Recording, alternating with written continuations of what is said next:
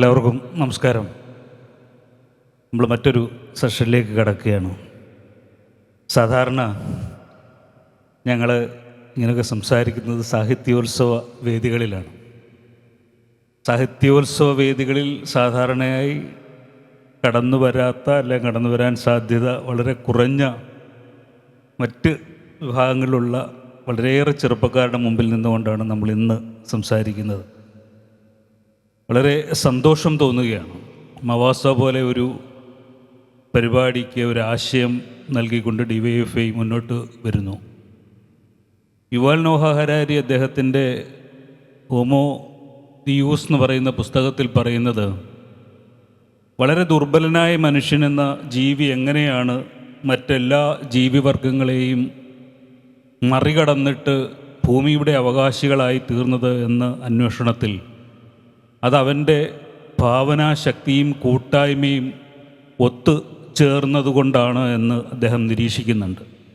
മറ്റു പല ജീവിവർഗങ്ങൾക്കും കൂട്ടായ്മകളുണ്ട്, ചിലപ്പോൾ ഭാവനാശക്തിയുമുണ്ട്. പക്ഷേ ഇത് രണ്ടും ഒരേപോലെ ചേർന്നു വന്നതുകൊണ്ട് മാത്രമാണ് ഒരുപക്ഷെ മനുഷ്യൻ എന്ന് പറയുന്ന ജീവിവർഗം ഭൂമിയുടെ ഉടമസ്ഥരായി തീർന്നത്, അല്ലെങ്കിൽ ഈ ഭൂമിയെ നിയന്ത്രിക്കുന്ന ശക്തിയായി തീർന്നത് എന്ന്. അതാണ് യഥാർത്ഥത്തിൽ മവോസയിൽ കാണുന്നത് എന്നെനിക്ക് തോന്നുകയാണ്.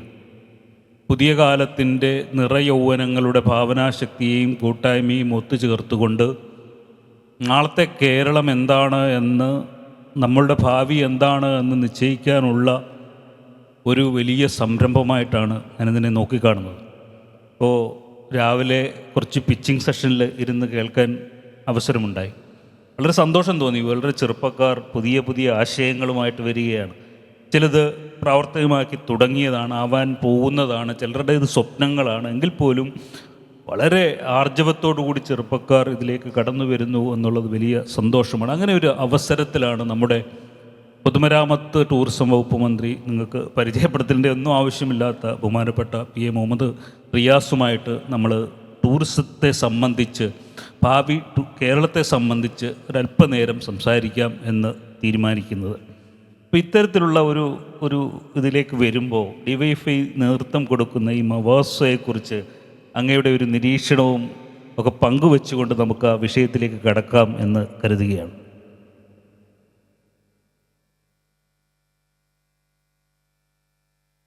ബഹുമാന്യനായ ശ്രീ ബെന്യാമിൻ, പ്രിയപ്പെട്ടവരെ, ഞാൻ ജീവിച്ച ഈ ഭൂമിയിൽ ജീവിച്ച വർഷങ്ങളിൽ വലിയൊരു ശതമാനവും ജീവിച്ചത് DYFIക്കാരനായിട്ടാണ്. വളരെ ചെറുപ്പത്തിലെ DYFIയുടെ ഒരു പ്രവർത്തകനായി നിലകൊള്ളാൻ വേണ്ടി പറ്റിയിരുന്നു. വിദ്യാർത്ഥി സംഘടനാ രംഗത്ത് പ്രവർത്തിക്കുമ്പോഴും DYFIയുടെ പ്രദേശത്ത് പ്രവർത്തകനായിരുന്നു. അപ്പോൾ ആ നിലയിൽ എനിക്കിപ്പോൾ ഇവിടെ വന്നപ്പോൾ വല്ലാത്തൊരു അഭിമാനം തോന്നുകയാണ്. എൻ്റെ സംഘടനാ കാലത്തിൻ്റെ ഉത്തരവാദിത്തത്തെ തിരിച്ചറിഞ്ഞുകൊണ്ട് എത്രത്തോളം സാധ്യതക്കനുസരിച്ച് ഇടപെടുന്നു എന്നുള്ളതിൽ വലിയ അഭിമാനം തോന്നുന്നു. DYFIയുടെ താങ്ക് യു വെരി മച്ച്.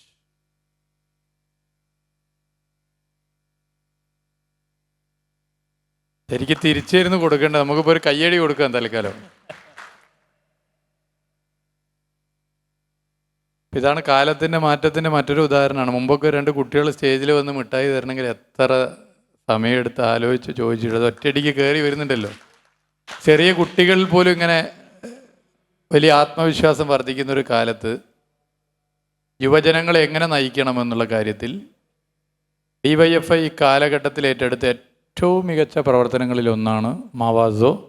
DYFIയുടെ ഒരു പ്രവർത്തകനായി നിലകൊണ്ട ഒരു വ്യക്തി, എന്നെപ്പോലെയുള്ള ഈ ലോകത്തിൻ്റെ വിവിധ ഭാഗത്ത് ജീവിക്കുന്നവർ, മലയാളികൾ ലോകത്തിൻ്റെ വിവിധ ഭാഗത്തുണ്ട്. അതിൽ വലിയൊരു ശതമാനം DYFIയിൽ പ്രവർത്തിച്ചവരാണ്. അവർക്കൊക്കെ വലിയ സന്തോഷവും അഭിമാനവും തോന്നുന്ന ഒരു സമയമാണിത്. ഇതിന് നേതൃത്വം കൊടുത്ത DYFIയുടെ സ്റ്റേറ്റ് കമ്മിറ്റിയെ പ്രത്യേകം അഭിനന്ദിക്കാനും അഭിവാദ്യം ചെയ്യാനും ഞാൻ ആഗ്രഹിക്കുകയാണ്. നമ്മൾ നമ്മുടെ വിഷയത്തിലേക്ക് വരുമ്പോൾ സാങ്കേതിക വിദ്യകളുടെയും റോബോട്ടിക്സിൻ്റെയൊക്കെ ഈ കാലത്ത് കേരളത്തിൻ്റെ ഏറ്റവും വലിയ സാധ്യത എന്ന് പറയുന്നത് ടൂറിസം തന്നെയാണ് എന്ന് നമുക്ക് എത്രയോ കാലമായി പറഞ്ഞുകൊണ്ടേയിരിക്കുന്നതാണ്. അതുപോലെ തന്നെ വലിയൊരു സാധ്യതയാണ് നമ്മളുടെ AI കാലം എന്ന് പറയുന്നത്. കാരണം ഇതിനു മുമ്പുണ്ടായിരുന്ന യന്ത്രങ്ങളുടെ ഒരു കാലത്തൊരു പക്ഷേ കേരളത്തിൻ്റെ പരിസ്ഥിതി വെച്ചുകൊണ്ട്, കേരളത്തിൻ്റെ ഭൂപ്രകൃതി വെച്ചുകൊണ്ട്, സ്ഥല ലഭ്യതയുടെ പരിമിതി വെച്ചുകൊണ്ടൊക്കെ നമുക്ക് ധാരാളം പരിമിതികളുണ്ടായിരുന്നു ഇതര സംസ്ഥാനങ്ങളിൽ നിന്ന്. അതിൽ നിന്ന് മാറിയിട്ട് നമുക്ക് ഏറ്റവും അനുകൂലമായ ഒരു സാഹചര്യം ഉണ്ടായിട്ടുള്ള ഒരു കാലത്തിലാണ് നമ്മൾ എത്തിച്ചേർന്ന് നിൽക്കുന്നത്. ഇപ്പോൾ നമ്മുടെ ഈ സമ്മിറ്റൊക്കെ അതാണ് മുന്നോട്ട് കാണുന്നത്. അങ്ങനെ ഒരു സാഹചര്യത്തിൽ തീർച്ചയായിട്ടും കേരളത്തിൻ്റെ ടൂറിസം ഇനിയും എത്രയോ വികസിക്കാനുണ്ട്.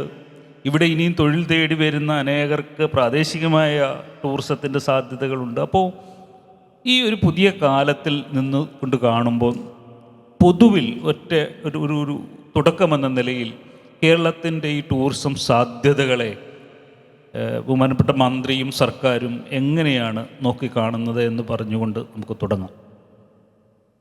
ഒന്ന്, കേരളം എന്ന സംസ്ഥാനത്തിൻ്റെ ഒരു ചെറിയ പ്രദേശം പോലും ഒരു ടൂറിസ്റ്റ് കേന്ദ്രമല്ലാത്തതല്ല. എല്ലാ സാധ്യതകളും ഉണ്ട്. പക്ഷേ ആ സാധ്യതകളെ നമുക്ക് ഫലപ്രദമായി എത്രത്തോളം ഉപയോഗപ്പെടുത്താൻ പറ്റി എന്നുള്ളത് നമ്മൾ ഓരോരുത്തരും പരിശോധിക്കേണ്ട കാര്യമാണ്. കേരളത്തിൻ്റെ ബീച്ചുകൾ, കായലുകൾ, നദികൾ, മലയോര മേഖല, ഇടനാടുകൾ, കേരളത്തിൻ്റെ ചരിത്രപരമായ പ്രത്യേകതകൾ, പ്രകൃതിരമണീയമായ സ്ഥലങ്ങൾ, അങ്ങനെ ഒരുപാടുണ്ട്. ഇതിലൊക്കെ മറ്റൊരിടങ്ങളിലും കാണാത്ത ഒരു വലിയൊരു പ്രത്യേകതയുണ്ട്. കേരളത്തിൻ്റെ ഏറ്റവും വലിയ ടൂറിസം പ്രൊഡക്റ്റ് അതാണ്. ഞാൻ ഇപ്പോൾ ഒരു ചോദ്യമായിട്ട് നിങ്ങളോട് ചോദിക്കുന്നില്ല. കേരളത്തിൻ്റെ ഏറ്റവും വലിയ ടൂറിസം പ്രൊഡക്റ്റ് കേരളത്തിലെ ജനങ്ങളാണ്. മനുഷ്യനെ മനുഷ്യനായി കാണാൻ സാധ്യമാകുന്ന നിലയിലേക്കുള്ള ഒരു മനസ്സ്, വിശാലമായ മനസ്സ്, അത് കേരളത്തിൻ്റെതായ ഒരു പ്രത്യേകതയാണ്. കേരളത്തിൻ്റെ പുറത്ത് നിന്ന് വരുന്ന ഇന്ത്യയിലെ മറ്റു സംസ്ഥാനങ്ങളിലുള്ളവർ, മറ്റ് രാജ്യങ്ങളിലുള്ളവർ, അവരൊക്കെ പറയുന്നൊരു കാര്യം, ഇവിടെ വന്നാൽ ജനങ്ങൾ പൊതുവെ എടുക്കുന്നൊരു സമീപനമാണ്. നമ്മളിപ്പോൾ ഒറ്റപ്പെട്ട ചില വാർത്തകളൊക്കെ കണ്ട് ബേജാറാവേണ്ടതില്ല. പൊതുവേ കേരളം സഞ്ചാരികളെ ആതിഥേയ മര്യാദയോടുകൂടി വരവേൽക്കുന്നു. അതാണ് ഏറ്റവും വലിയ ടൂറിസം ഉൽപ്പന്നം, കേരളത്തിലെ ജനങ്ങളാണ്. പിന്നെ ഇന്ത്യയിലെ ഏത് സ്റ്റേറ്റ് പോയാലും ഉണ്ടാകുന്ന നിലയിലേക്ക് ഒരു മതവർഗീയ കലാപമോ ധ്രുവീകരണമോ ഒന്നും കേരളത്തിലില്ല. എല്ലാവരും ഒരുപോലെ കാണുന്നു, സ്വീകരിക്കുന്നു, സ്നേഹിക്കുന്നു, അങ്ങനെ കാണുന്നു. ഒറ്റപ്പെട്ട ചില സംഭവങ്ങൾ ഉണ്ടാകാം, പക്ഷെ പൊതുവേ കേരളം അങ്ങനെയാണ്. അതാണ് കേരളത്തിൻ്റെ ഏറ്റവും വലിയ സാധ്യത. പുതിയ കാലത്തെ എടുക്കുകയാണെങ്കിൽ, പുതിയ കാലത്തിൻ്റെ സാധ്യതകൾ ഉപയോഗപ്പെടുത്തുകയാണെങ്കിൽ, ഇതിൽ കേരളത്തിൻ്റെ ടൂറിസത്തെ വളർത്തുന്നതിൽ നിർണായക പങ്ക് വഹിക്കേണ്ടത് യുവത്വമാണ്. അപ്പോൾ യുവത്വത്തെ എങ്ങനെ നമുക്ക് കേരളത്തിൻ്റെ ടൂറിസത്തിൻ്റെ ബ്രാൻഡ് അംബാസഡർമാരായി മാറ്റി തീർക്കാം? ഇപ്പോൾ പുതിയ തലമുറ വിദ്യാർത്ഥികൾ, യുവജനങ്ങൾ, അവരെയൊക്കെ അണിനിരത്തിക്കൊണ്ട് ടൂറിസം ക്ലബ്ബുകൾ വളരെ സജീവമാണ്. അപ്പോൾ ഞാനിങ്ങോട്ട് വരുന്നത് കൊല്ലത്ത് ഒരു ഓവർ ബ്രിഡ്ജിൻ്റെ അടിയിലുള്ള വെറുതെ കിടന്ന കാട് പിടിച്ച സ്ഥലം വെട്ടി നന്നാക്കി അത് വോളിബോൾ കോർട്ട്, ഷട്ടിൽ കോർട്ട്, വാക്ക് വേ, ജിംനേഷ്യം, കഫറ്റീരിയ ഒക്കെയാക്കി മാറ്റി ടൂറിസം വകുപ്പ് തന്നെ ഫണ്ടഡ് പ്രോഗ്രാമാക്കി നടത്തിയൊരു പരിപാടിയിലാണ്. കേരളത്തിലാകെ തുടങ്ങാൻ വേണ്ടി പോവുകയാണത്. കേരളത്തിലെ ഇപ്പോൾ ഇവിടെയുള്ള നിങ്ങളുടെ ഓരോരുത്തരുടെയും പ്രദേശത്ത് MLA-മാരുൾപ്പെടെ ഇവിടെയുണ്ട്. നല്ല പാലങ്ങളുണ്ടെങ്കിൽ, പൊതുമരാമത്ത് വകുപ്പിൻ്റെ പാലങ്ങളാണ്, അതിൻ്റെ അടിയിൽ സ്ഥലം വെറുതെ കിടക്കുക. നമുക്കറിയാം, അതിനടിയിലുള്ള സ്ഥലങ്ങളാണ് പലപ്പോഴും അരാജക പ്രവണതകളുടെ കേന്ദ്രങ്ങളായി മാറുന്നത്. അത്തരം സ്ഥലങ്ങൾ ഉപയോഗിക്കാൻ സ്വകാര്യ വ്യക്തികൾ, സ്വകാര്യ സ്ഥാപനങ്ങൾ, സഹകരണ സ്ഥാപനങ്ങളൊക്കെ തയ്യാറാവുകയാണെങ്കിൽ, നിങ്ങൾ ഓരോരുത്തരും മുൻകൈ എടുക്കുകയാണെങ്കിൽ, ആ പാലങ്ങളെ നോ ഒബ്ജക്ഷൻ സർട്ടിഫിക്കറ്റ് കണ്ണും പൂട്ടി തരാൻ വേണ്ടി പൊതുമരാമത്ത് വകുപ്പ് തയ്യാറാണെന്നുള്ളത് ഞാൻ ചൂണ്ടിക്കാട്ടാൻ ആഗ്രഹിക്കുക. അപ്പോൾ നമുക്ക് 100ഓളം പാലങ്ങളിൽ ആ പദ്ധതി കൊണ്ടുവരും. ആ പദ്ധതിക്ക് വേണ്ടി പോയപ്പോൾ അതിൻ്റെ സംഘാടകർ ഇന്ന് കൊല്ലത്ത് ഞാൻ കണ്ടത് യുവത്വമാണ്. 100 കണക്കിന് യുവജനങ്ങൾ, ടൂറിസം ക്ലബിൻ്റെ പ്രതിനിധികൾ അവിടെ ചുമരൊക്കെ ചിത്രം വരച്ചു. അതെല്ലാം ഒരുക്കിയത് അവരാണ്. അപ്പോൾ അതിൽ നിന്നൊരു വലിയൊരു ആവേശം തോന്നി. കാരണം യുവത്വമാണ് ഇത് ഏറ്റെടുക്കുന്നത്. അപ്പോൾ ടൂറിസം ക്ലബിൻ്റെ സജീവതയാണ് ഇതിൽ നമുക്ക് കാണാൻ വേണ്ടി പറ്റുന്നത്. രണ്ടാമത്തത്, ഇവിടെ പറഞ്ഞ ടെക്നോളജിയുടെ വികാസത്തെ ഫലപ്രദമായി ഉപയോഗപ്പെടുത്താൻ പറ്റുകയും യുവത്വത്തിനാണ് കൂടുതൽ. സ്വാഭാവികമാണ്. ഇപ്പോൾ കേരളത്തിൽ പരിശോധിച്ചാൽ കേരളത്തിൽ വരുന്ന മാറ്റം, ആ മാറ്റത്തെ നമ്മൾ കാണാതിരുന്നുകൂടാ. മാറ്റത്തിനെ പ്രോത്സാഹിപ്പിക്കുന്ന ഒരു സർക്കാർ കേരളത്തിലുണ്ട്. 2016 മെയ് മാസം ശ്രീ പിണറായി വിജയൻ കേരളത്തിൻ്റെ മുഖ്യമന്ത്രിയാകുമ്പോൾ കേരളത്തിലാകെയുള്ള സ്റ്റാർട്ടപ്പുകളുടെ എണ്ണം 300ആണ്. ഇപ്പോൾ കേരളത്തിൽ ഈ മാർച്ച് മാസം 1, 2025 നമ്മളിങ്ങനെ ഇരിക്കുമ്പോൾ കേരളത്തിലുള്ള സ്റ്റാർട്ടപ്പുകളുടെ എണ്ണം 6100ആണ്. റോക്കറ്റ് വേഗത്തിലാണത് കുതിച്ചത്. 5800 കോടി രൂപയുടെ നിക്ഷേപം സ്റ്റാർട്ടപ്പുകളിൽ മാത്രം വന്നു കഴിഞ്ഞു. ഗവൺമെൻറ്റിൻ്റെ പ്ലാനിങ് അനുസരിച്ച് അത് വലിയ സാധ്യതയാണ്. അപ്പോൾ സ്റ്റാർട്ടപ്പുകളെ, അതിന് താല്പര്യമുള്ള യുവജനങ്ങളെ കൂടി ടൂറിസത്തിൻ്റെ ഭാഗമാക്കുക എന്നൊരു കാഴ്ചപ്പാട് ഞങ്ങൾ സ്വീകരിച്ചു. അതിൻ്റെ ഭാഗമായി KTISH എന്ന ഒരു പരിപാടി, ടൂറിസം ഇന്നോവേഷൻ സ്ട്രാറ്റജിക് ഹബ്ബ്, അത്തരം ഹബ്ബുകൾ കൊണ്ടുവരാൻ ഇന്ത്യയിൽ ആദ്യമായി സ്റ്റാർട്ടപ്പ് മിഷനുമായി ടൂറിസം വകുപ്പ് കൈകോർത്ത് ധാരണാപത്രം ഒപ്പുവെച്ച സംസ്ഥാനത്തിൻ്റെ പേര് കേരളമാണെന്ന് വളരെ സന്തോഷത്തോടുകൂടി പറയാൻ നമുക്ക് സാധിക്കും. അതിൽ പുതിയ തലമുറയായിട്ട് സംസാരിച്ചപ്പോൾ അത്ഭുതകരമായ, നമ്മളാകെ അതിശയിച്ചു പോകുന്ന ആശയങ്ങളും നിർദ്ദേശങ്ങളും അവരുടെ ഭാഗത്തു നിന്ന് വന്നിട്ടുള്ളത്. ഇപ്പം ഞാൻ നമ്മുടെ ഈ മറിയ എന്ന് പറയുന്ന കുട്ടിയോട് ഈ നിപ്പ് ചോദിച്ചു, എന്തുകൊണ്ട് ഇങ്ങനെ ഒരു ഐഡിയ വന്നു. അപ്പോൾ ആ കുട്ടി ഇവിടെ പറഞ്ഞു കേട്ടില്ല, നിങ്ങൾ പുസ്തകം ചട്ടയിടാൻ ശ്രമിച്ചിട്ട് പറ്റുന്നില്ല. നമ്മളൊക്കെ ചെറുപ്പത്തിൽ ശ്രമിക്കുന്നതാണ്. നമ്മൾ പലരും ചിലപ്പോൾ പുസ്തകം തന്നെ നോക്കാറില്ല, അത് വേറെ കാര്യം. എന്തായാലും ചട്ടയിടുമ്പോൾ പറ്റാതെ, അപ്പോൾ അതിന് കേക്ക് ഇത് ചെയ്യുന്നത് പോലെ ചെയ്യാൻ വേണ്ടി അവർ തയ്യാറായി. ഇതുപോലുള്ള ആശയങ്ങളുള്ള ഒരുപാട് പേരെ കാണാനിടയായി. അപ്പം അതൊക്കെ വെച്ച് ഇപ്പോൾ കുറേ പദ്ധതികൾ സ്റ്റാർട്ടപ്പ് മിഷനുമായി ധാരണാപത്രം ഒപ്പുവെച്ച് വരുന്നുണ്ട്. അത് നമ്മുടെ ടൂറിസം വകുപ്പിന് ഗുണം ചെയ്യും. ഇപ്പോൾ ടെൻറ്റുകൾ, ഞാനിപ്പോൾ അതിൻ്റെ ഒരു പൊതുവെ ഗ്ലാമ്പിംഗ് ടെൻറ്റ്, നമ്മൾ കാട്ടിലോ അല്ലെങ്കിൽ മറ്റെവിടെയോ ഒക്കെ പോയി കിടന്നാൽ അതിന് നക്ഷത്രം കണ്ട് കിടക്കലാണ് ഇപ്പോൾ പുതിയ ട്രെൻഡ്. സ്ലീപ്പ് ടൂറിസമാണ്. നക്ഷത്രം കണ്ട് കിടക്കുക പറഞ്ഞാൽ തെറ്റിദ്ധരിക്കേണ്ട, പല അർത്ഥമുണ്ട് അതിന്. അവർ 2 കിട്ടിയാൽ നക്ഷത്രം കാണുന്നതെന്നൊക്കെ പറയും. ഇതങ്ങനെയല്ല, നക്ഷത്രം ആകാശം നോക്കി കണ്ട് കിടക്കുക എന്നുള്ളതാണ് പുതിയ ഒരു ട്രെൻഡ്, സ്ലീപ്പ് ടൂറിസം. അപ്പോൾ അതിന് ടെൻറ്റ് വേണം. അല്ല നമ്മളെ നാട്ടിൽ കൊതു നമ്മളെ കൊണ്ടുപോകും, വേറെ അങ്ങോട്ട് കിടക്കുന്നോട് തവല പിന്നെ എണീക്കുക. അപ്പോൾ അതിന് പറ്റിയ ഗ്ലാബിംഗ് ടെൻറ്റ്, അതിപ്പോൾ സ്റ്റാർട്ടപ്പ് മിഷനെ ധാരണാപത്രം ഒപ്പുവെച്ചതിൻ്റെ ഭാഗമായിട്ടുള്ളൊരു പദ്ധതിയായി വരാൻ വേണ്ടി പോകുന്നതാണ്. അങ്ങനെ നിരവധി പദ്ധതികൾ. ഇപ്പോൾ ബഹുഭാഷ ഇൻഫർമേഷൻ കിയോസ്ക്, നമ്മളൊരു കേന്ദ്രത്തിലെത്തിയാൽ ചിലപ്പോൾ ഇംഗ്ലീഷ് ഹിന്ദിയോ അറിയുന്നവരാകാം, ചിലപ്പോൾ ഇപ്പോൾ യൂറോപ്യൻ രാജ്യങ്ങളിലാണെങ്കിൽ ഇംഗ്ലീഷ് അവിടെ ഒരു വിഷയമല്ല, നിങ്ങൾക്ക് അറിയാമല്ലോ.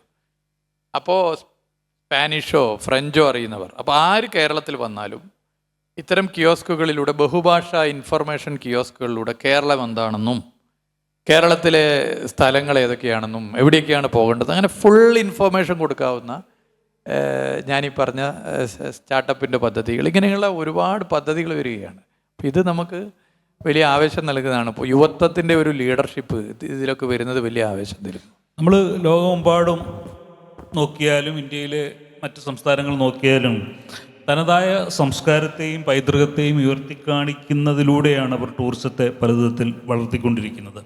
ഗ്രാമീണമായ ഉത്സവങ്ങൾ, അവിടുത്തെ ആഘോഷ പരിപാടികൾ, ഗോത്ര ജനതയുടെ പ്രത്യേക കലാവിരുന്നുകൾ, ഇതൊക്കെ ഒരുക്കിക്കൊണ്ടാണ് ടൂറിസ്റ്റുകളെ പല വിധത്തിൽ ആകർഷിച്ചു കൊണ്ടിരിക്കുന്നത്. ഇപ്പോൾ ഉദാഹരണമായി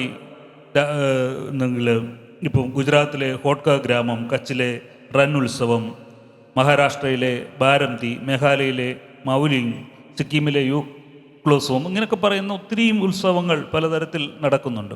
തനതായ വളരെ പ്രാദേശികമായ ഉത്സവങ്ങളെ ഇത്തരത്തിൽ നമുക്ക് നമ്മുടെ ഗ്രാമത്തിലെ പല ഗ്രാമങ്ങളിലെയും തനത് ഉത്സവങ്ങളെയും ആഘോഷങ്ങളെയും ഉയർത്തിക്കാണിക്കുവാനും അതിലേക്ക് ഈ ടൂറിസ്റ്റുകളെ കൊണ്ടുവരാനുമുള്ള പദ്ധതികൾ നമുക്ക് എങ്ങനെയൊക്കെ തരത്തിൽ ആവിഷ്കരിക്കാൻ കഴിയും എന്നാണ് ആഗ്രഹിക്കുന്നത്. അങ്ങിവിടെ പല സംസ്ഥാനങ്ങളിലെയും ഇതുപോലുള്ള പ്രത്യേകതകൾ നിറഞ്ഞ ഉത്സവങ്ങളെക്കുറിച്ച് പറഞ്ഞു.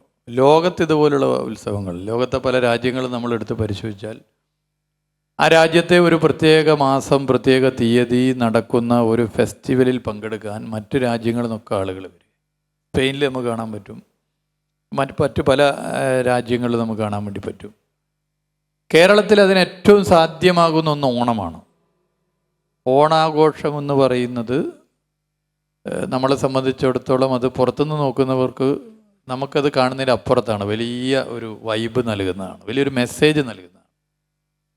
2023 ഓണാഘോഷം ഈ തിരുവനന്തപുരത്തൊക്കെ തകർപ്പൻ ഓണാഘോഷമായിരുന്നു. 24 ഓണാഘോഷം നമ്മൾ വളരെ നേരത്തെ പ്ലാൻ ചെയ്തു. വിദേശ രാജ്യങ്ങളിൽ നിന്നുൾപ്പെടെ ആളുകൾ നമ്മുടെ നാട്ടിലേക്ക് വരാൻ സാധ്യമാകുന്ന നിലയിലേക്കുള്ള ചില കാര്യങ്ങളൊക്കെ ആലോചിച്ചിരുന്നു. പക്ഷേ പെട്ടെന്നാണ് ചൂരൽമല ദുരന്തമുണ്ടായത്. ആ ദുരന്തം സ്വാഭാവികമായിട്ട് ഓണാഘോഷങ്ങൾ മാറ്റിവെക്കേണ്ട സ്ഥിതി വന്നു. സർക്കാർ ഓണാഘോഷങ്ങൾ സർക്കാർ നടത്തുന്ന, പക്ഷേ 2025 ഓണാഘോഷം ആ നിലയിൽ നടത്താനാണ് നമ്മൾ ആലോചിക്കുന്നത്. പിന്നെ വികേന്ദ്രീകരിച്ച് പരിശോധിച്ചാൽ ഗ്രാമങ്ങളിലെ ഉത്സവങ്ങൾ, കലാരൂപങ്ങൾ, ഇപ്പോൾ തെയ്യം, അതുപോലെ ഒരുപാട്, ഞാൻ ഓരോന്നോരോന്ന് പറയുന്നില്ല, ഇതൊക്കെ കേരളത്തിൻ്റെതായ പ്രത്യേകതയാണ്. ഇതിനെയൊക്കെ നമുക്കൊരു ടൂറിസം ഉൽപ്പന്നമാക്കി മാറ്റണം.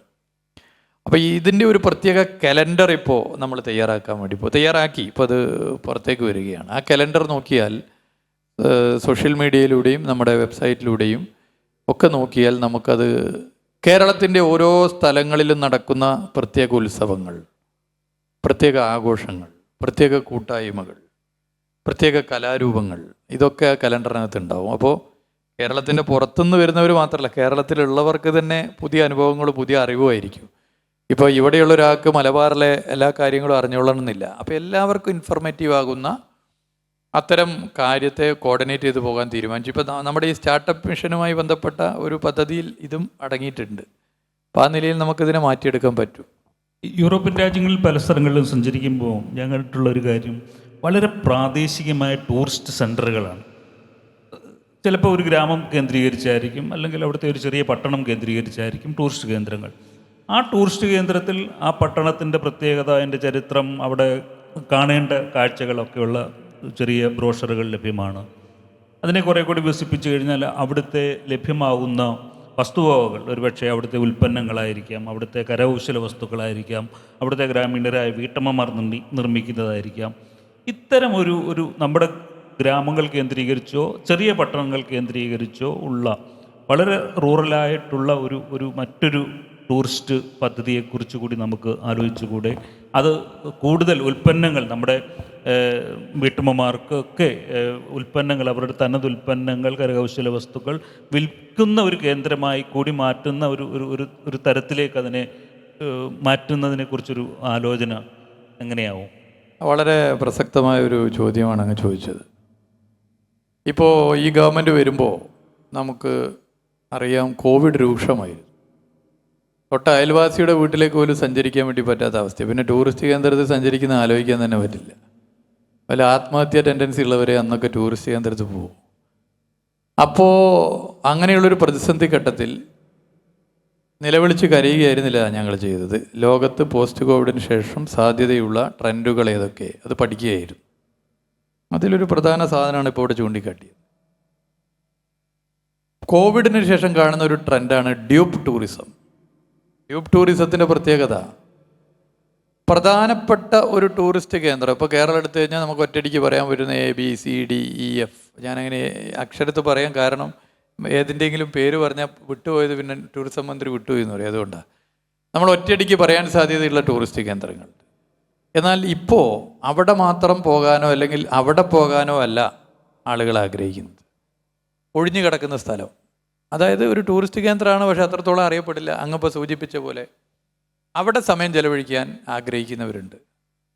അതിനെയാണ് ഡ്യൂപ്പ് ടൂറിസം എന്ന് പറയുന്നത്.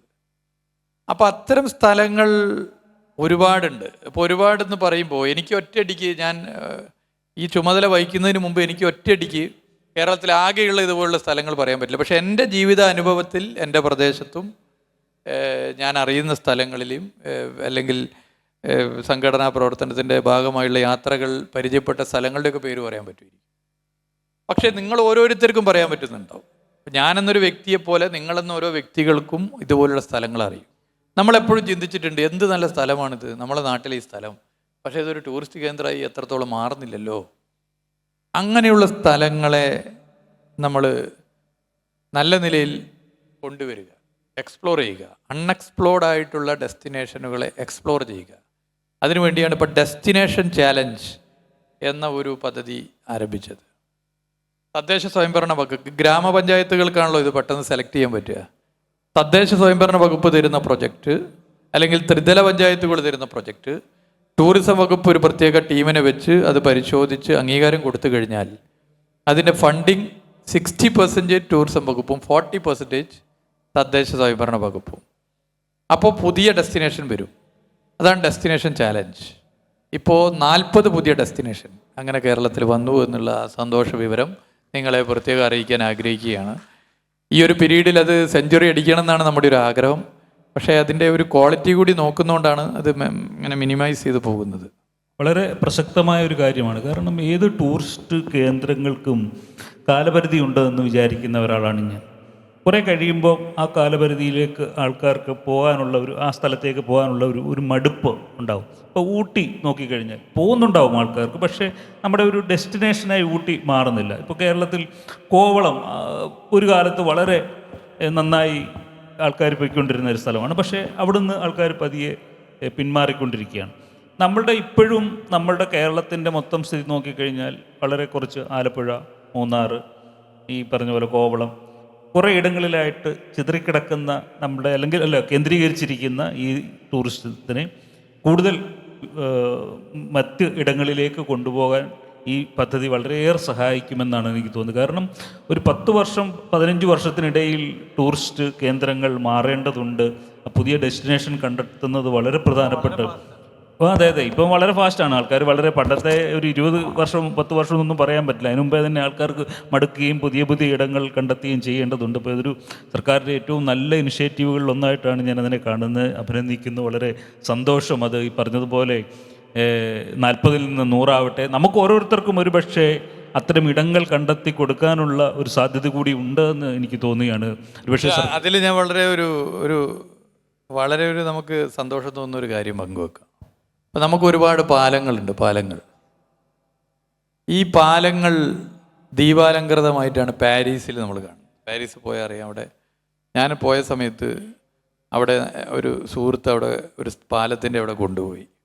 ഞാൻ അവിടെ നോക്കിയ സമയത്തുണ്ട് അതിൻ്റെ തൊട്ട താഴത്ത് ചെറിയൊരു പാർക്ക്. അവിടെ ഇങ്ങനെ കലാപരിപാടിയൊക്കെ അവതരിപ്പിക്കുന്നു. അപ്പോൾ ഞാൻ ചോദിച്ചപ്പോൾ അവർ പറഞ്ഞു, ഇതിങ്ങനെ ഇവിടുത്തെ പ്രദേശത്തെ കലാകാരന്മാർക്ക് ആർക്ക് വേണമെങ്കിലും വന്ന് പാട്ട് പാടാൻ, ഡാൻസ് കളിക്കാം, പിന്നെ കലാരൂപങ്ങൾ അവതരിപ്പിക്കാം. പാലങ്ങളിങ്ങനെ വൈകുന്നേരം ലൈറ്റിംഗ് വരും. അപ്പോൾ അതിൻ്റെ ചിലവൊക്കെ ഞാൻ ചോദിച്ച് മനസ്സിലാക്കി. ഇവിടെ ഇത് നടപ്പിലാക്കണം എന്ന അതിയായ ആഗ്രഹം വന്നു. അപ്പോഴാണ് ഈ ഡിസൈൻ പോളിസിയൊക്കെ നമുക്ക് കൊണ്ടുവരാൻ പറ്റിയത്. അതിൻ്റെ ഭാഗമായി ഇപ്പോൾ കോഴിക്കോട് ഫറൂഖ് പാലം കണ്ടിട്ടുണ്ടാവുമെന്ന് കരുതുന്നു. ട്രെയിനിൽ പോകുമ്പോൾ ഒക്കെ കാണും. ഇവിടെ കണ്ടവരുണ്ട്. ഈ ഫറൂഖ് പാലം ദീപാലങ്കൃതമായി കണ്ടവരൊന്ന് കൈ പൊന്തിക്കണം. എന്തായാലും ഒരു ഭൂരിപക്ഷം അതിൻ്റെ കൂടെ ഉണ്ട് എന്നാണ് ഞാൻ കരുതുന്നത്. അപ്പോൾ ഇപ്പോൾ അവിടെ ആ പാലം എന്ന് പറയുന്നത് ഒഴിഞ്ഞു കിടന്ന അതിൻ്റെ അടുത്തുള്ളൊരു സ്ഥലം പാർക്ക് നവീകരിച്ചു. പാലം വന്നപ്പോൾ ഇപ്പം നമ്മൾ ഏറ്റവും അധികം ചർച്ച ചെയ്യുന്നത് ലഹരി ഉൾപ്പെടെയുള്ള നെക്സസ് ബന്ധങ്ങളാണ്. ഇത് അതിൻ്റെ ഒരു പ്രധാന കേന്ദ്രമായിരുന്നു. ഈ പാലം കാണാൻ ഇപ്പോൾ ആൾ വരുന്നു. അവിടുന്ന് സെൽഫി പോയിൻ്റ് ഉണ്ട്, സെൽഫി എടുക്കുന്നു. ഈ പാർക്കിൽ വന്ന് പാട്ട് പാടുന്നു, കളിക്കുന്നു. അവിടെ ഇപ്പം അങ്ങനത്തെ ഒരു തരത്തിലുള്ള എലമെൻസും ഇല്ല. എല്ലാവരും അവിടുന്ന് രക്ഷപ്പെട്ടു. അപ്പോൾ പൊതു ഇടങ്ങളെ വർദ്ധിപ്പിച്ചാൽ ഇത്തരം പ്രതിരോധങ്ങൾ ശക്തിപ്പെടുത്താനാകും. നമ്മൾ ലഹരിക്കെതിരെ മനുഷ്യച്ചങ്ങല തീർക്കണം, ലഹരിക്കെതിരെ പ്രതിജ്ഞ എടുക്കണം. എന്നാൽ ക്രിയേറ്റീവായി എന്ത് ചെയ്യാൻ വേണ്ടി പറ്റും? അത് പൊതു ഇടങ്ങളെ വർദ്ധിപ്പിക്കുക എന്നുള്ളതാണ്. അതിലേറ്റവും വലുതാണ് ഈ പാലങ്ങൾ ദീപാലങ്കൃതമാക്കുന്നു, പാലങ്ങൾക്കടിയിലുള്ള സ്ഥലങ്ങൾ ഉപയോഗിക്കുന്നു. ഇപ്പോൾ തൊട്ടടുത്ത കൊല്ലത്ത് നിങ്ങൾക്ക് കാണാൻ പറ്റും. ഇപ്പോൾ തിരുവനന്തപുരത്ത് അതിന് ശേഷം നമ്മുടെ 2 പാലങ്ങൾ അങ്ങനെ വന്നു. ആലപ്പുഴയിലുണ്ട്, എറണാകുളത്തുണ്ട്. അപ്പോൾ ഇവിടെയൊക്കെ ആളുകളാണ്. ഇവരൊക്കെ ഇന്നലെ എവിടെയായിരുന്നു എന്നുള്ളതാണ്. ഒരു വൈകുന്നേര സമയമായാൽ ഇവിടെയൊക്കെ വമ്പിച്ച ഇപ്പോൾ ഫറൂഖ് പഴയ പാലത്തിൻ്റെ അവിടെയൊക്കെ ശനി ഞായറൊന്നും നിൽക്കാൻ പറ്റില്ല. ഒരു പ്രധാന ടൂറിസ്റ്റ് കേന്ദ്രമായി മാറി. എല്ലാ ദിവസവും അവിടെ ആളാണ്. അപ്പോൾ അങ്ങനെ നമുക്ക് പൊതു ഇടങ്ങൾ ഡെവലപ്പ് ചെയ്യാൻ പറ്റണം. ഇപ്പോൾ ഞങ്ങൾ ആലോചിക്കുന്നത് പൊതുമരാമത്ത് വകുപ്പിൻ്റെ പാലങ്ങൾ ടൂറിസം വകുപ്പുമായിട്ട് ചർച്ച ചെയ്യുക. അപ്പോൾ പൊതുമരാമത്ത് മന്ത്രിയും ടൂറിസം മന്ത്രിയും കൂടി ഒരു ചർച്ച നടത്തുക. ഒരാളായതുകൊണ്ട് സമയം ലാഭിക്കാം. ചർച്ച ചെയ്ത് കഴിഞ്ഞാൽ അത് DTPCക്ക് കൊടുത്താൽ പാലങ്ങൾക്ക് അടിയിലുള്ള സ്ഥലം DTPC, അത് അല്ലെങ്കിൽ സ്വകാര്യ വ്യക്തികൾ, സ്വകാര്യ സ്ഥാപനങ്ങൾ അങ്ങനെ കൊടുത്തു കഴിഞ്ഞാൽ നമുക്കത് അതൊരു കലാപ്രകടനങ്ങൾ നടത്താനും പിന്നെ കളിക്കാനും രാവിലെ നടക്കാനും ഒക്കെയുള്ള സ്ഥലം അവിടെ മറ്റ് ഒരു തെറ്റായ പ്രവണതയും നടക്കാതെ നമുക്ക് നോക്കാൻ പറ്റും. അതിൻ്റെ നടത്തിപ്പൊക്കെ യൂത്ത് ആവണം. ടൂറിസം ക്ലബ്ബ്, യുവജനക്ഷേമ ബോർഡ്, യുവജന സൊസൈറ്റികൾ. ഇപ്പോൾ DYFI പോലുള്ള സംഘടനയോട് ഞാൻ പറയാൻ ആഗ്രഹിക്കുന്നത്, ഈ ഇനീഷ്യേറ്റീവിൽ നേതൃത്വപരമായ പങ്ക് വഹിക്കേണ്ടത് നിങ്ങളാണ്. ഇതിൻ്റെ സ്റ്റേറ്റ് വാരികൾ ഇവിടെ ഉണ്ടാവുമെന്നാണ് എനിക്ക് തോന്നുന്നത്. അവിടെ ഉണ്ട്. അപ്പോൾ അത് നടപ്പിലാക്കാൻ, ഈ പീരീഡിൽ നടപ്പിലാക്കാൻ നിങ്ങൾ മുൻകൈ എടുക്കണം എന്ന് ഞാൻ അഭ്യർത്ഥിക്കാൻ ആഗ്രഹിക്കുകയാണ്. പരസ്യമായി പറഞ്ഞു കഴിഞ്ഞാൽ ഒരു ഗുണം എന്താ വെച്ചാൽ നടപ്പിലാക്കിയിട്ടില്ലെങ്കിൽ അവർക്ക് കൂടി അതിന് ഉത്തരവാദിത്തം വരുമെന്നുള്ളത് കൊണ്ടാണ്. സന്തോഷമുണ്ട്. കാരണം കേരളം മറ്റ് പല സ്ഥലങ്ങളിലും പോകുമ്പോൾ എനിക്ക് തോന്നിയിട്ടുള്ളത് നമുക്ക് രാത്രി ജീവിതങ്ങളില്ല എന്നുള്ളതാണ്.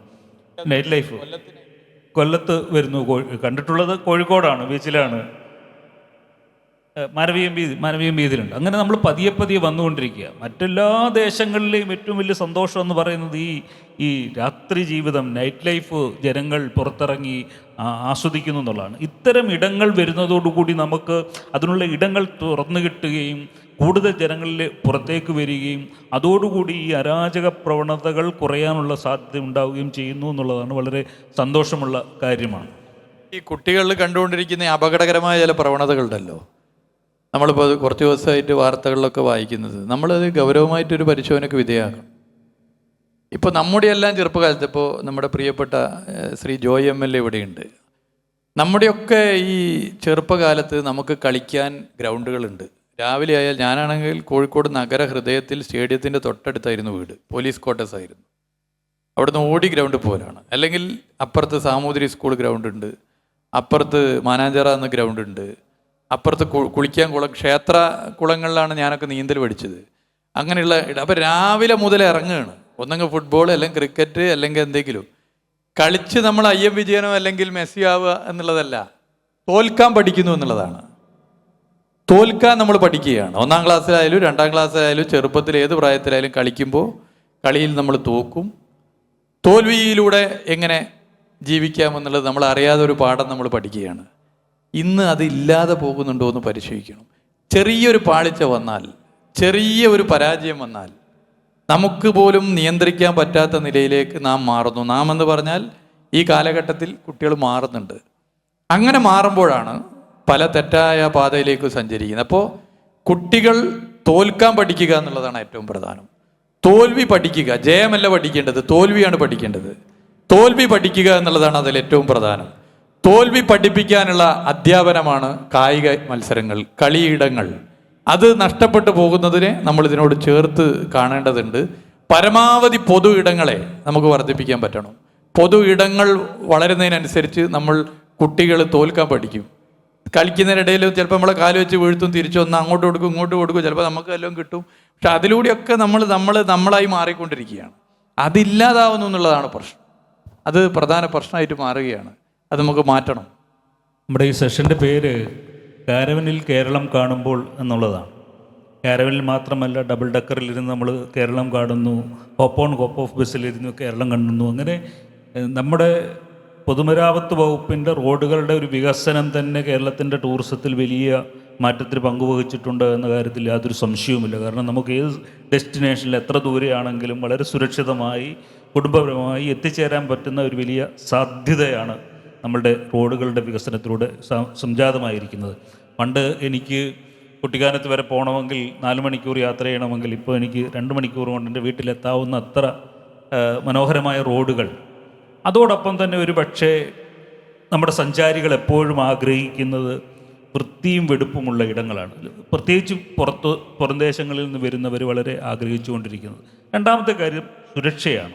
അപ്പോൾ നമ്മുടെ അടിക്കടി ഉണ്ടാവുന്ന നമ്മുടെ പ്രകൃതി ദുരന്തങ്ങൾ, എന്നാൽ ഇപ്പോഴും നമ്മൾ വേസ്റ്റ് മാനേജ്മെൻറ്റ് സിസ്റ്റം നമ്മൾ വളരെയധികം മുന്നോട്ട് പോയിട്ടുണ്ടെങ്കിൽ പോലും നമ്മുടെ ചില പൊതുയിടങ്ങളിൽ കാണുന്ന പ്രവണതകളുണ്ട്, വേസ്റ്റ് വലിച്ചെറിയുക. അപ്പം ഈ ഡിസാസ്റ്റർ മാനേജ്മെൻറ്റുമായി ചേർത്ത് നമ്മുടെ സുരക്ഷയും അല്ലെങ്കിൽ വേസ്റ്റ് മാനേജ്മെൻറ്റുമായി ചേർന്നുണ്ടാകുന്ന ഇതൊക്കെ ചേർന്നിട്ട് അങ്ങനെ ഒരു സ്റ്റാർട്ടപ്പുകൾക്ക് ടൂറിസവും വേസ്റ്റ് മാനേജ്മെൻറ്റും ഡിസാസ്റ്റർ മാനേജ്മെൻറ്റും ഇതെല്ലാം കൂടെ ചേർന്ന് സ്റ്റാർട്ടപ്പുകൾക്ക് എത്രത്തോളം പ്രസക്തിയുണ്ട്, അതിനെക്കുറിച്ച് സർക്കാരും ടൂറിസം വകുപ്പുകളുമൊക്കെ ആലോചിക്കുന്നുണ്ടോ എന്ന് കൂടി ചോദിക്കാൻ ആഗ്രഹിക്കുകയാണ്. ഒരു നീണ്ട 2 ചോദ്യമാണ് വന്നത്. റോഡ് പറഞ്ഞ് ഈ മാലിന്യ പ്രശ്നത്തിലേക്ക് കടക്കാം. റോഡിൻ്റെ പറയുകയാണെങ്കിൽ ഇപ്പോൾ സ്റ്റാർട്ടപ്പിൻ്റെ എണ്ണം പറഞ്ഞതുപോലെ 2016 LDF സർക്കാർ വന്നതിന് ശേഷം പ്രത്യേകിച്ച് കിഫ്ബി ഫണ്ടഡ് പദ്ധതികൾ കൂടി ശക്തിപ്പെട്ടു. കേരളത്തിലെ റോഡുകൾ, നിരവധി പുതിയ റോഡുകൾ വന്നു, പാലങ്ങൾ വന്നു.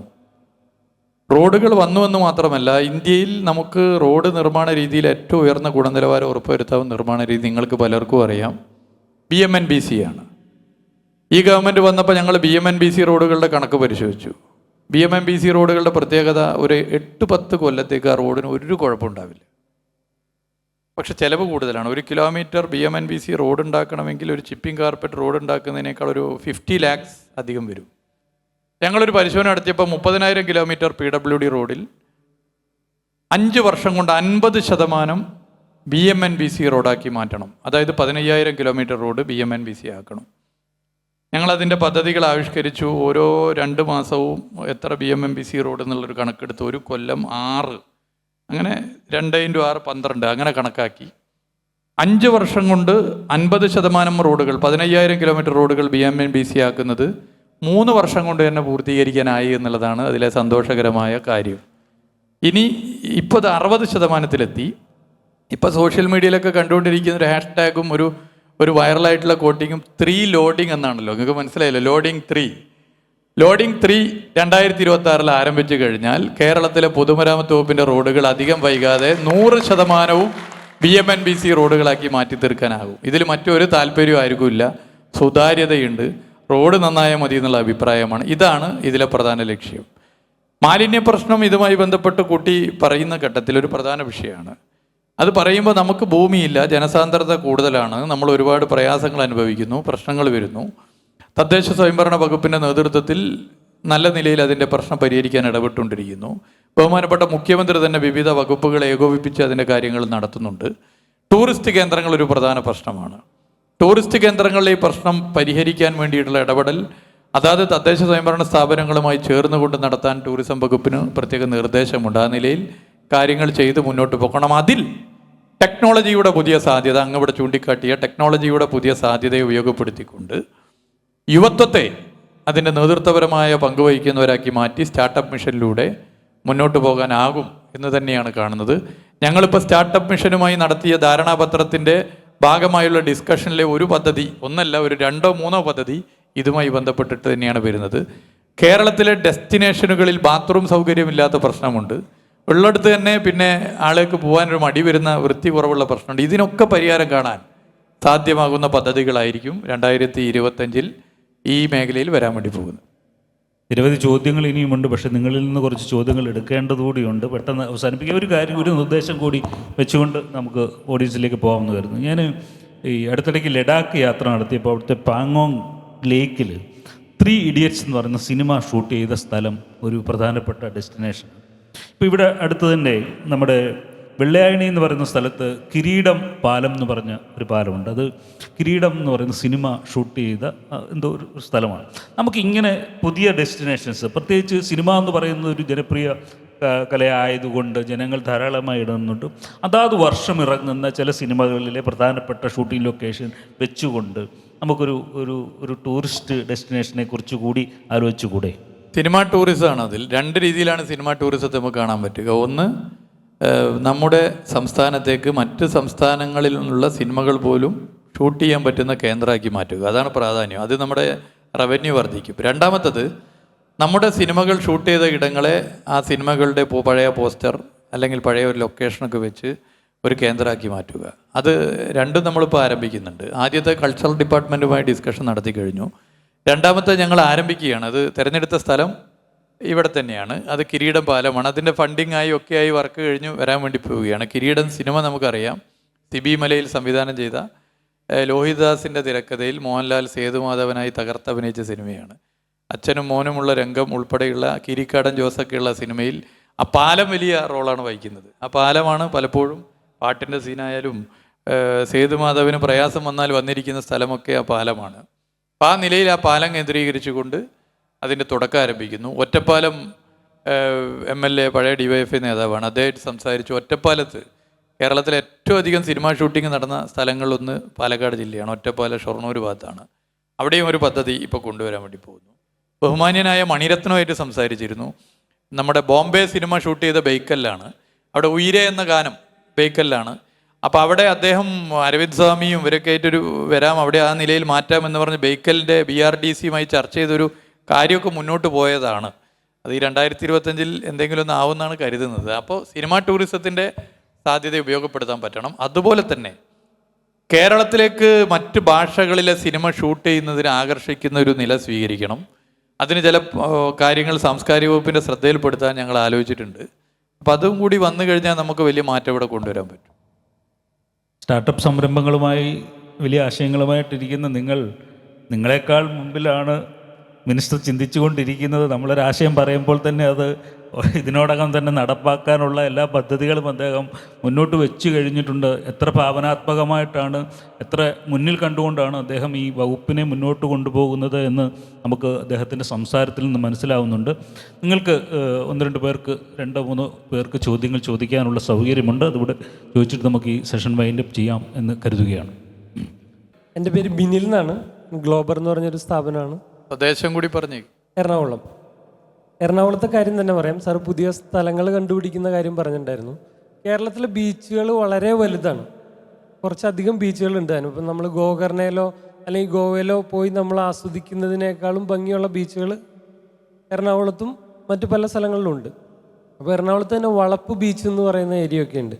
ഈ ഏരിയയിലൊക്കെ ഉള്ള ബീച്ചിൽ നമുക്ക് എന്നാണ് ഒരു ബീച്ച് ഷാക്കിലിരുന്ന് ഒരു ബിയർ കഴിച്ച് കടൽ കണ്ടിരിക്കാൻ പറ്റുന്ന ഒരവസ്ഥ ഉണ്ടാകുക? ചോദ്യം കഴിഞ്ഞോ? ഇത് ഒരു ചോദ്യമാണ്. ഈ ചോദ്യം കഴിഞ്ഞു. നിക്കല് കണ്ടപ്പോ ഞാൻ അടുത്ത വരുന്നുണ്ട് തോന്നിയില്ലല്ലേ? അടുത്ത വേറെ ചോദ്യമാണ്. ആയിക്കോട്ടെ, അപ്പൊ ഇതിന് ഉത്തരം പറയാം. ഒന്ന്, ഒരു കാര്യം അങ്ങ് പറഞ്ഞ വളരെ ശരിയാണ്. കേരളത്തിന്റെ ബീച്ചുകൾ, ആ ബീച്ചുകൾക്ക് അതിൻ്റെതായ പ്രത്യേകതയുണ്ട്.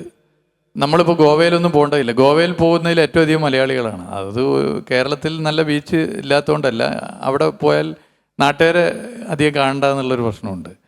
എന്നാൽ അങ്ങനെയല്ല, കേരളത്തിലെ ബീച്ചുകളെ നമുക്ക് മലയാളിക്ക് ഉൾപ്പെടെ ഉപയോഗപ്പെടുത്താൻ പറ്റുന്ന നിലയിലേക്ക് മാറ്റണമെങ്കിൽ എന്ത് ചെയ്യണം? ഒന്ന്, വാട്ടർ സ്പോർട്സ് ഒന്നും തന്നെ നമ്മുടെ ബീച്ചുകളിലില്ല.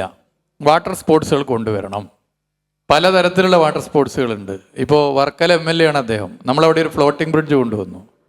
ഫ്ലോട്ടിംഗ് ബ്രിഡ്ജ് തിരമാല ഇങ്ങനെ കൂടുമ്പോൾ അത് അഴിച്ചു വെക്കുന്ന വീഡിയോ എടുത്തിട്ട് അത് പ്രദർശിപ്പിച്ച സ്ഥലങ്ങളുണ്ട്. Chavakkad floating bridge. എന്നിട്ട് ഇതാ പൊട്ടി തകർന്ന് വീഴുന്നു എന്ന് പറഞ്ഞ പ്രചരണം. അനാവശ്യ വിവാദങ്ങൾ നമ്മുടെ ബീച്ച് ടൂറിസത്തെ തകർക്കാനാണ് ശ്രമിക്കുന്നത്. അഡ്വഞ്ചർ സ്പോർട്സ് എന്ന് പറഞ്ഞാൽ സാഹസികമായ ടൂറിസത്തിന് തയ്യാറാവുന്ന, റിസ്ക് എടുത്ത് വരാൻ വേണ്ടി ആഗ്രഹിക്കുന്നവരാണ് അതിൽ വരുന്നത്. ഈ വിവാദങ്ങൾ ഉണ്ടാക്കുന്നവർ, അവർക്ക് ഇവിടുത്തെ ബീച്ച് ടൂറിസം രക്ഷപ്പെടരുതെന്ന് ആഗ്രഹമുള്ളവരാണ്. അത് മറ്റു പല ലോബികളുടെയും കൂടി പിന്തുണയോടുകൂടിയാണ് അത് ചെയ്യുന്നത്. കാരണം കേരളത്തിൽ നിങ്ങളീ പറഞ്ഞ എല്ലാ സൗകര്യവും ചെയ്തു കൊടുത്താൽ മറ്റെല്ലായിടത്തും കേരളത്തിലേക്ക് വരും.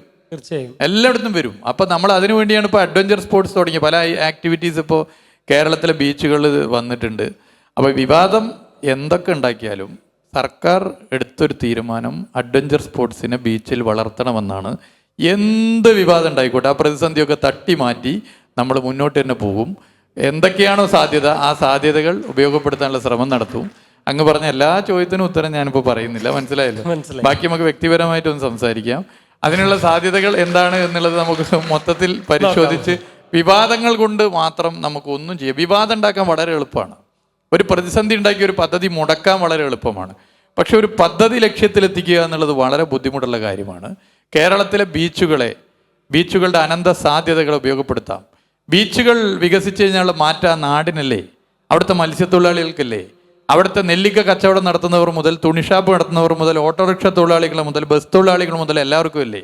അതിൻ്റെ മാറ്റം നമുക്ക് കാണില്ലേ? സാധാരണ മനുഷ്യരുടെ ജീവിതത്തിലാണ് മാറ്റം വരിക. അപ്പോൾ ബീച്ചുകളെ വികസിപ്പിക്കുക എന്നുള്ളത് ഒരു നാടിനെ രക്ഷപ്പെടുത്തലാണ്. ഈ കാലഘട്ടത്തിൽ ഒരു നാടിനെ സാമ്പത്തികമായി അഭിവൃദ്ധിപ്പെടുത്തുന്നതിന് വലിയ സഹായകരമായി മാറും.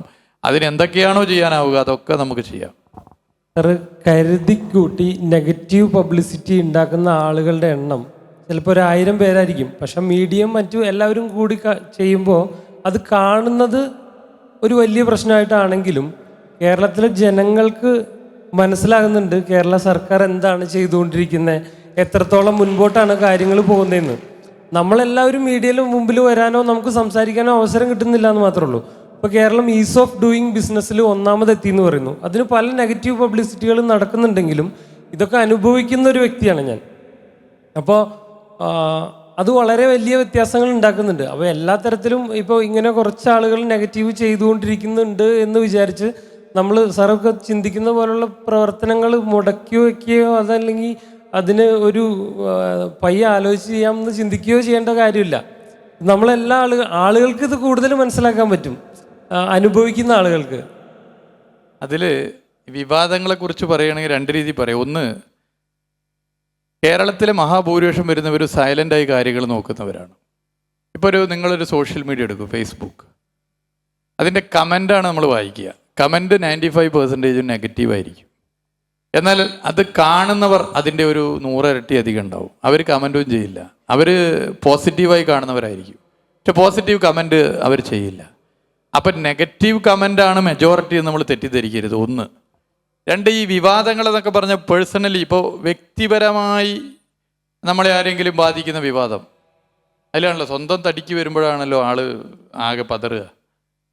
അത് ഞാൻ ഒരു ഉദാഹരണം പറഞ്ഞില്ല. ഞാനൊരു റെയിൽവേ സ്റ്റേഷനിൽ ഒരു സ്ഥലത്ത് പോകുമ്പോൾ അവിടെ ട്രെയിൻ കയറാൻ വേണ്ടി പോയി. 2 MLA-മാരുണ്ട്, രാത്രിയാണ്. അപ്പോൾ അതിൻ്റെ തലേന്നൊരു ആരോപണം ഞങ്ങൾ 3 ആളെ പേരിലും വന്നതാണ്.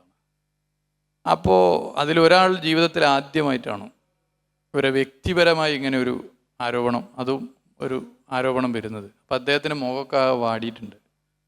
അപ്പോൾ ഞാൻ MLA-യോട് ചോദിച്ചു, അല്ല എന്താ? അപ്പോൾ അത് ഞാനൊന്നും അറിയാതെ എൻ്റെ പേരിൽ ഇങ്ങനെ വന്നു. ഞാൻ പറഞ്ഞു, അത് സാരില്ല, 1-2 തവണ കുറച്ച് പ്രയാസം ഉണ്ടാവും, പിന്നെ ശീലമായിക്കോളും. അപ്പോൾ അതാണ് അതിൻ്റെ റെഡി. നമ്മൾ ഈ വിവാദങ്ങൾ എന്ന് പറയുന്നത് അതിനെ ആ നിലയിലെടുത്താൽ മതി. കേരളത്തിലെ മെജോറിറ്റി വരുന്ന ജനങ്ങളൊന്നും ഇതിൻ്റെ ഭാഗമേ അല്ല. അവർക്ക് വേണ്ടത് എന്താ? നാട് നന്നാവണം. വിവാദങ്ങളോട് താല്പര്യമില്ല. അപ്പോൾ ഒരു സോഷ്യൽ മീഡിയ നിങ്ങൾ എടുത്തു നോക്കിയാൽ ഒരു പോസ്റ്റ്, ഇപ്പോൾ സർക്കാർ ഇന്നത് ചെയ്തു, 1000 ലൈക്ക് അതിനുണ്ടാവും. എന്നാൽ ഒരു 25 കമൻറ്റ്, 25 നെഗറ്റീവ് ആവും. അതിലൊരു കമൻറ്റ് എന്തായിരിക്കും? കണ്ടില്ലേ കമൻറ്റുകൾ ഒക്കെ സർക്കാരിനെതിരെ. ഈ 1000 ലൈക്ക് ആരും കാണുന്നില്ല.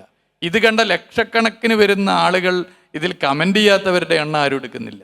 അപ്പം അതുകൊണ്ട് സോഷ്യൽ മീഡിയയിലെ കമൻറ്റ് നോക്കിയിട്ട് അതിലെ വിവാദം നോക്കിയിട്ട് നമ്മൾ ജീവിക്കാൻ തുടങ്ങിക്കഴിഞ്ഞാൽ ജീവിക്കാൻ പറ്റില്ല. നമ്മൾ ബെഡ് കടന്നു പോകും. ഇപ്പോൾ ഡിക്ഷണറിയിൽ തന്നെ ഒരു പുതിയ പദപ്രയോഗം വന്നിട്ട് ബ്രെയിൻ മരവിപ്പ് എന്നാണ്. 1800-കളിൽ അതിനുപയോഗിച്ചത് വേറൊരു കാര്യത്തിലാണ്. ഇപ്പോൾ ഡിക്ഷണറിയിൽ അതിന് ഉൾപ്പെടുത്തിയത് നെഗറ്റീവ് കമൻറ്റുകൾ തുടർച്ചയായി വായിച്ചു കഴിഞ്ഞാൽ നമ്മുടെ ബ്രെയിനിനൊരു മരവിപ്പ് വരുന്ന ഡിക്ഷണറിയിൽ തന്നെ ഉൾപ്പെടുത്തിയിട്ടുണ്ട്. അപ്പോൾ അതിനെ അങ്ങനെ കണ്ടാൽ മതി. നെഗറ്റീവ് എല്ലാ നിലയിലും വരും. അത് വളരെ എളുപ്പമുള്ള കാര്യമാണ്. അതിനെ ആ നിലയിൽ കണ്ടുപോയാൽ മതി. ആ നെഗറ്റീവ് വിശ്വസിക്കുന്നവരാണ് കേരളത്തിലെ ജനങ്ങളെങ്കിൽ ഞാനിപ്പോൾ ഇവിടെ ഇരിക്കുമോ? ഈ ഗവൺമെൻറ് കേരളത്തിൽ വീണ്ടും അധികാരത്തിൽ വരുമോ? അത് നിങ്ങൾ ഓർത്താൽ പോരെ. അടുത്ത്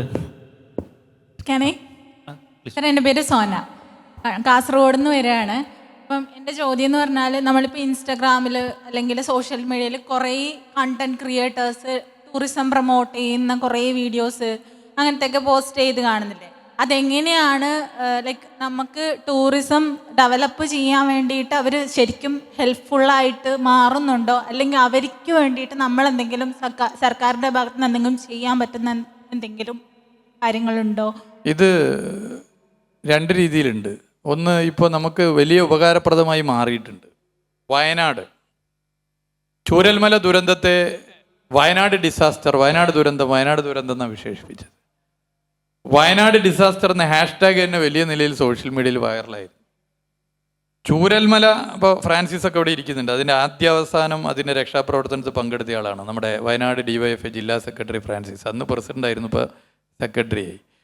വയനാട്ടിലെ ഒരു പ്രദേശമാണ് ചൂരൽമല. എന്നാൽ വയനാട് ഡിസാസ്റ്റർ എന്ന പ്രചരണം വന്നതോടുകൂടി വയനാട്ടിലെ ഓരോ റിസോർട്ടും ബുക്ക് ചെയ്തവർ ബുക്കിംഗ് എന്ന് പിറകോട്ട് പോയി. വയനാടിനെ തിരിച്ചു കൊണ്ടുവന്ന ആരാ? ഈ പറയുന്ന ഈ സോഷ്യൽ മീഡിയയിൽ ഇടപെടുന്നവരെ മുഴുവൻ ഞങ്ങൾ വയനാട്ടിലേക്ക് ക്ഷണിച്ചു. വയനാട്ടിൽ അവരെ താമസിപ്പിച്ചു. അവരോട് ഇഷ്ടമുള്ള ടൂറിസ്റ്റ് കേന്ദ്രത്തിൽ പോയി വീഡിയോ എടുക്കാൻ പറഞ്ഞു. എൻ്റെ കേരളം എന്നും സുന്ദരം എന്നൊരു ക്യാമ്പയിൻ ആരംഭിച്ചു. 1 മാസം ആ ക്യാമ്പയിൻ കോൺസെൻട്രേറ്റ് ചെയ്തു. റിസോർട്ടിൽ മുറി കിട്ടാത്ത സ്ഥിതി വയനാട്ടിൽ വന്നു. 1 മാസം കൊണ്ട് വയനാട്ടിൽ മാറ്റം വന്നു. പല സ്റ്റേറ്റിൽ നിന്നും ആളുകൾ അവിടെ വന്നു. അപ്പോൾ അത് സോഷ്യൽ മീഡിയ വയനാടിനെ തിരിച്ചു പിടിച്ചതാണ്. സോഷ്യൽ മീഡിയയിലെ ഈ പുതിയ തലമുറ വയനാടിനെ തിരിച്ചു പിടിച്ചു. അതിൻ്റെ ഗുണം വയനാട്ടിലെ ജനങ്ങൾക്ക് ആകെ ഉണ്ടായി, കേരളത്തിനുണ്ടായി എന്നുള്ളതാണ്. അത് നമ്മൾ എല്ലായിടത്തും ഉപയോഗിക്കാൻ വേണ്ടി പറ്റും, എല്ലാ സ്ഥലത്തും ഉപയോഗിക്കാൻ വേണ്ടി പറ്റും. അതിനുവേണ്ടി ഞങ്ങൾ 1-2 തവണ ചില ഗെറ്റ് ടുഗദറൊക്കെ വെച്ചിരുന്നു. അതിനിയും ശക്തിപ്പെടുത്തണം. ഇപ്പോൾ ഉദാഹരണം, ഒരു അൺഎക്സ്പ്ലോർഡ് ഡെസ്റ്റിനേഷൻ, ഒരു ഗ്രാമീണ അന്തരീക്ഷമുള്ള ഒരു സ്ഥലം, ഡ്യൂപ്പ് ടൂറിസത്തിന് പറ്റിയ സ്ഥലം, ആളുകൾക്ക് ഇഷ്ടപ്പെടുന്ന സ്ഥലം, ഒരു 10 വ്ളോഗർമാർ വിചാരിച്ചാൽ ലോകത്തെ അതിനെ അറിയിക്കാൻ പറ്റും. അപ്പം അങ്ങനെയുള്ള സ്ഥലങ്ങളെ തിരഞ്ഞെടുക്കുക, ആ സ്ഥലങ്ങളെ നമുക്ക് പ്രചരിപ്പിക്കാനാവുക. നമ്മൾ പലപ്പോഴും പ്രചരണത്തെക്കുറിച്ച് ചിന്തിക്കും. ഇപ്പോൾ മാവാസോ ഒരു വ്യത്യസ്ത പരിപാടിയാണ്. ഇത് നാളെ ദിനപത്രത്തിൽ എങ്ങനെ വരും എന്ന് നമുക്ക് പറയാൻ വേണ്ടി പറ്റില്ല, വിഷ്വൽ മീഡിയയിൽ എങ്ങനെ വരും എന്ന് നമുക്ക് പറയാൻ വേണ്ടി പറ്റില്ല. അതിനെക്കുറിച്ച് നമ്മൾ വല്ലാതെ ചിന്തിക്കേണ്ട ആവശ്യമില്ല. ഇവിടെ ഇരിക്കുന്ന 100 കണക്കിന് ആളുകളുടെ ഒരു സെൽഫി ഫോട്ടോ, ഒരു സിംഗിൾ സെൽഫി ഫോട്ടോ അവരുടെ ഹാൻഡിൽ ഇട്ടാൽ തന്നെ ഇത് വൈറലായി മാറിക്കഴിഞ്ഞു. അപ്പോൾ നമുക്ക് നമ്മുടെ വലുപ്പം അറിയുന്നില്ല എന്നുള്ളതാണ് അതിൻ്റെ പ്രശ്നം. സോഷ്യൽ മീഡിയ അത്രത്തോളം ഇൻഫ്ലുവൻസ് ചെയ്യുന്നുണ്ട്. സോഷ്യൽ മീഡിയ നല്ല നിലയിൽ ലക്ഷക്കണക്കിന് ആളുകൾക്കിടയിൽ എത്തിക്കാൻ പറ്റുന്ന യുവജന സംഘടനയാണ് DYFI. ആ DYFIയുടെ പ്രവർത്തനത്തിന്, DYFI നടത്തുന്ന നല്ല പ്രവർത്തനത്തെ പ്രചരിപ്പിക്കാൻ DYFIയുടെ ഈ സംവിധാനം മാത്രം മതി.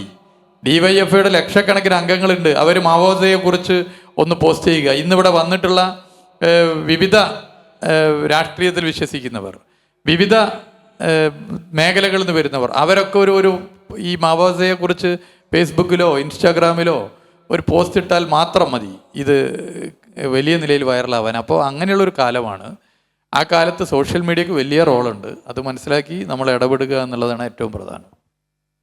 ലാസ്റ്റ് ഒരു ചോദ്യം കൂടി. ഹായ് സർ, എൻ്റെ പേര് ആദിഷ് ഷക്കീർ. ഞാൻ മെഡിക്യൂ എന്ന് പറഞ്ഞിരിക്കുന്ന ഒരു ഹെൽത്ത് സ്റ്റാർട്ടപ്പിൻ്റെ കോഫൗണ്ടറാണ്. ഞാൻ സ്റ്റാർട്ടപ്പുമായിട്ട് ബന്ധപ്പെട്ടിട്ട് മിക്ക സ്റ്റേറ്റിലും പോയിട്ടുണ്ടായിരുന്നു. അപ്പോൾ അതിൽ ആദ്യമായിട്ട് ഒരു കേരളക്കാരനായതിൽ ഞാൻ അഭിമാനിക്കുന്നുണ്ട്. കാരണം എന്ന് പറഞ്ഞാൽ പല ആൾക്കാരും പല ടൗണിനെ, ബാംഗ്ലൂർ, പൂനെ അല്ലെങ്കിൽ കൽക്കത്ത, ഇതിനെ അപേക്ഷിച്ചിട്ടാണ് കാൽക്കുലേറ്റ് പറയുക. പക്ഷേ കേരളത്തിൻ്റെ എല്ലാ മുക്കിലും മൂലയിലും ഏത് പഞ്ചായത്തിലും നല്ല റോഡും നല്ല വികസനവും കാണാൻ പറ്റിയ ഒരാളാണ് ഞാൻ. അപ്പം അതിൽ ആദ്യമായിട്ട് പ്രിയപ്പെട്ട നമ്മുടെ മന്ത്രിയോട് ഞാൻ അതിന് നന്ദി പറയുകയാണ്. എൻ്റെ ചോദ്യം ഇതാണ്. ഇപ്പോൾ അടുത്തൊരു ന്യൂസ്, ഒരു ഇംഗ്ലീഷ് ന്യൂസിൽ കണ്ടതെന്ന് വെച്ചാൽ ഒരു തുർക്കിയിലേക്ക് ഒരു ടൂറിസം, അതായത് ഹെയറോപ്ലെയിൻ എന്ന് പറഞ്ഞിട്ട്, അത് അവിടെ ഏറ്റവും കുറവിൽ ഹെയർ പ്ലാന്റേഷൻ നടത്തുന്ന ഒരു രാജ്യമായിട്ട് കാണുകയും യൂറോപ്പിൽ നിന്ന് അവിടത്തേക്ക് ആൾക്കാരുടെ തള്ളിക്കയറ്റം, കാരണം $20,000 യൂറോപ്പിലൊക്കെ വരുന്നത്, $10,000 മാത്രമേ ഈ തുർക്കിയിലുള്ളൂ. അപ്പോൾ അതുകൊണ്ട് ഹെയറോപ്ലെയിൻ എന്ന് പറഞ്ഞൊരു ബ്രാൻഡിലാണത്. യെസ്. അപ്പം എൻ്റെ ഒരു കൺസേൺ എന്ന് പറഞ്ഞാൽ ഇപ്പോൾ കേരളം എന്ന് പറഞ്ഞിരിക്കുന്നത് ലോകത്തിൽ ഹെൽത്ത് സർവീസിൽ, അതുപോലെ തന്നെ ഹെൽത്ത് പ്രൊഫഷണൽസിൻ്റെ ഏറ്റവും നല്ല ക്വാളിറ്റിയുള്ള ഒരു നാടാണ്. ഒരുപാട് നഴ്സുമാരും ഡോക്ടേഴ്സും ഉള്ള ഒരു സ്ഥലമാണ് നമ്മളെ കേരളം. അപ്പോൾ നമ്മൾ സംസാരിക്കുമ്പോൾ എപ്പോഴും ഒരു നാച്ചുറൽ ഇക്കോ ടൂറിസത്തെ കുറിച്ചാണ് സംസാരിക്കുന്നത്.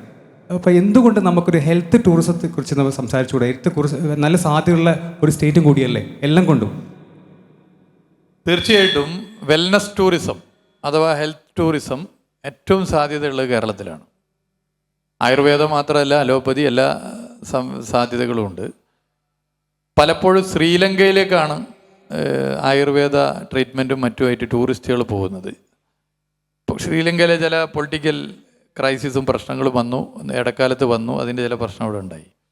ശ്രീലങ്കയിലേക്ക് ടൂറിസ്റ്റുകൾ വരുന്നതിൻ്റെ പ്രധാന പങ്ക് അവിടെ വഹിക്കുന്നത് ശ്രീലങ്കൻ എയർവേസ് ആണ്. നമുക്കങ്ങനെ ഒരു എയർവേസ് ഇല്ല, നമ്മളൊരു സ്റ്റേറ്റ് മാത്രമാണ്, ഒരു രാജ്യമല്ല. പക്ഷേ കേരളം ടൂറിസം മേഖലയിൽ മത്സരിക്കുന്നത് ഇന്ത്യയിലെ മറ്റ് സംസ്ഥാനങ്ങളോടല്ല, ലോകത്തെ രാജ്യങ്ങളോടാണ് എന്നുള്ളതൊരു വസ്തുതയാണ്. ആ നിലയിൽ കേരളത്തിൻ്റെ ഏറ്റവും സാധ്യതയാണ്, പൊട്ടൻഷ്യലാണ് വെൽനസ് ടൂറിസം.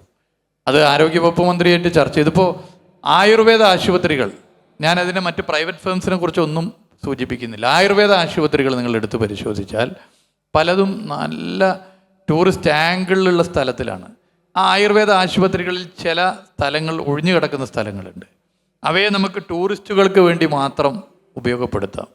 ഇത് ഗവൺമെൻറ് സെക്ടറിലാണെങ്കിൽ പ്രൈവറ്റ് സെക്ടറിൽ നിരവധിയുണ്ട്. പ്രൈവറ്റ് സെക്ടറിൽ നമ്മൾ നേരിടുന്ന ഒരു പ്രശ്നം ക്വാളിറ്റിയാണ്.